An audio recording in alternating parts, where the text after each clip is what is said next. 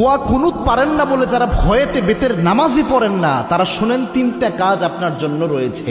এই তিনটা কাজ করলে বেতের নামাজের পরিপূর্ণ সওয়াব আপনি পেয়ে যাবেন। সুবহানাল্লাহি বিহামদিহি। ইসলাম যে কত সহজভাবে আপনাকে সমাধান দিয়েছে কল্পনা করতে পারবেন না। এই যে বেতের নামাজে যে দোয়া কুনুতটা আমরা পড়ি, এটা কিন্তু অনেকের মুখস্থ হয় না, যার কারণে অনেক বড় দেখে অনেকে বেতের নামাজই পড়ে না যে আমি দোয়া কুনুত পারি না, আমি কি বা পড়বো। অথবা অনেকে এমন রয়েছে বেতের নামাজে দাঁড়িয়ে দোয়া কুনুতের সময় চুপ করে থাকে, একটা শব্দ করে না, এরকম আছে অনেকে। তো এরকম কোনোটাই মাধ্যমেই আপনার কিন্তু দোয়া কুনুতের যে হক এটা আদায় হচ্ছে না। এবং বেতের নামাজ এটা কিন্তু ওয়াজিব একটি নামাজ, এই নামাজকে আপনি ইচ্ছা করে ছেড়ে দিতে পারবেন না, এবং ওয়াজিব সবসময় চাইলে আপনি তরক করতে পারবেন না। এই জন্য বেতের নামাজ গুরুত্বপূর্ণ।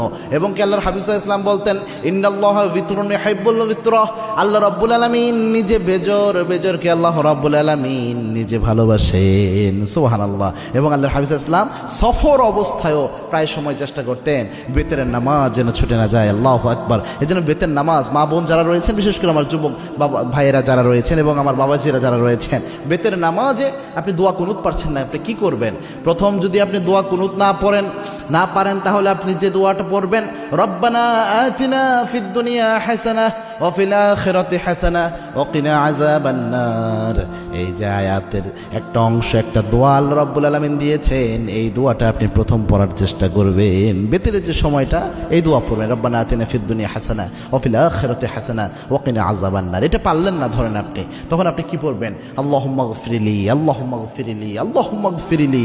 এটা বারবার আপনি পড়তে থাকবেন, তাহলেও দেখবেন ইনশাআল্লাহ বেতরের হক আদায় হবে। 3 নাম্বার হচ্ছে আপনি পড়বেন আস্তাগফিরুল্লাহ, আস্তাগফিরুল্লাহ, আস্তাগফিরুল্লাহ। তিনটার যে কোনো একটা যদি আপনি পড়েন, আশা করা যায় ইনশাআল্লাহ বেতরের হক সাময়িকভাবে আদায় হবে। তবে এটা এই সময় পর্যন্ত, যতদিন পর্যন্ত আপনার মুখস্থ না হয়। আপনি চেষ্টা করতেছেন মুখস্থ করার জন্য, পাশাপাশি এটা দিয়ে চালায়া যাবেন। এটা আপনি সারা জীবন করবেন, এটা কিন্তু হবে না। দুনিয়ার সব আপনি মুখস্থ করতে পারেন, মাথায় রাখতে পারেন, আর যেটা মৌলিক একটা বিষয় ইসলামের, এটা মাথায় রাখতে পারবেন না, এটা কিন্তু হতে পারে না। এই জন্য চেষ্টা করবেন যত দ্রুত সম্ভব কয়েকদিন রিডিং পড়েন, রাতের বেলায় ঘুমানোর আগে দোয়া কুনুতটা রিডিং পড়েন, দেখবেন ইনশাআল্লাহ আস্তে আস্তে মুখস্থ হয়ে যাবে। আল্লাহ রাব্বুল আলামিন আমাদের আমল করার তৌফিক দান করুন। আল্লাহুম্মা আমিন।